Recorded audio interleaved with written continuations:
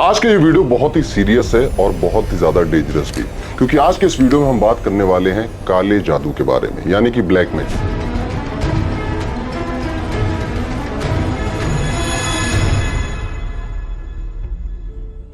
ये एक ऐसी विद्या है जिससे एक इंसान को अपने वश में किया जा सकता है, और अगर इसका गलत इस्तेमाल किया जाए तो ये किसी की जान भी ले सकता है, किसी के परिवार को बर्बाद भी कर सकता है।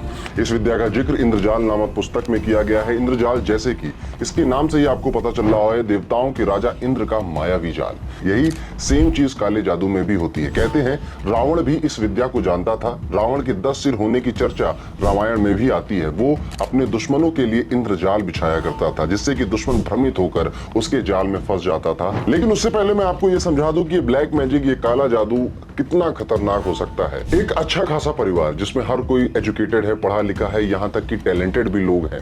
आप कामचोर हैं तो मैं चलो समझ जाता हूँ कि आपके जीवन में समस्याएं बनी हुई हैं, लेकिन जब व्यक्ति टैलेंटेड होता है, व्यक्ति से कम टैलेंट रखने वाले लोग आगे बढ़ रहे हैं और उसकी प्रोग्रेस वहीं रुकी है।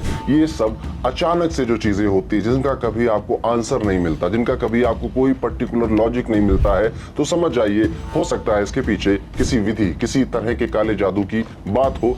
अब ये कई अलग अलग तरह के होते हैं। ब्लैक मैजिक तो एक संज्ञा है, इसके अंदर कई अलग अलग तरह की क्रियाएं आती हैं, जिनके बारे में हम आज डिटेल में समझेंगे। आप अपने और अपने परिवार को इससे कैसे बचा सकते हैं। जिन क्रियाओं की मैं बात कर रहा हूं उनमें सबसे पहले क्रिया आती है बंधन क्रिया, फिर आती है मारण क्रिया, फिर आती है उच्चाटन क्रिया, और अंत में आती है मुठ करनी क्रिया। इन सभी क्रियाओं को समझेंगे और इन सभी क्रियाओं से आपकी लाइफ पे, आपके घर पे क्या असर होता है, कोई व्यक्ति आप पे काला जादू कैसे कर सकता है, इसको भी डिटेल में समझेंगे। तो इस वीडियो के एंड तक जरूर बने रहिएगा, और अगर हमारे चैनल पे पहली बार आए हैं तो ये बिल्कुल शुभ मुहूर्त है हमारे चैनल को सब्सक्राइब करने का। अब आपको कैसे पता चलेगा कि क्या आपके ऊपर कोई ब्लैक मैजिक, कोई काला जादू किया भी गया है? कुछ ऐसे सिम्टम्स होते हैं जो आप अपनी लाइफ में महसूस करना शुरू कर देंगे, जैसे कि आपको फ्रीक्वेंट बुरे सपने आ रहे हैं। एक दो बार तो नॉर्मल है, आ सकता है, बार बार आ रहा है, बार बार आ रहा है, तब समझ जाइएगा देयर इज समथिंग रॉन्ग। अगर आपको बहुत ज्यादा बदबू आती है अपने घर में, अपने ऑफिस में, और उसका रीजन पता नहीं चलता है, आपका अगर स्वेट बहुत ज्यादा बदबू करने लग गया है, स्मेली हो गया है बिना किसी रीजन के, तो भी आप इस चीज पे गौर करिएगा।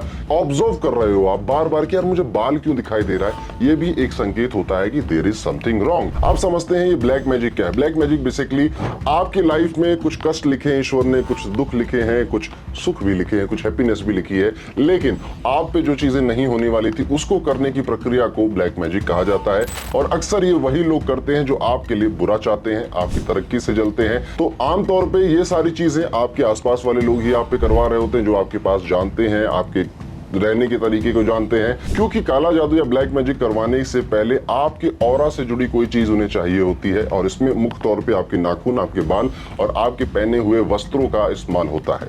अब मैं बात करता हूं उन सभी क्रियाओं के बारे में जिसका मैंने मेंशन किया था, और सबसे पहले मैं बात करता हूं बंधन क्रिया के बारे में।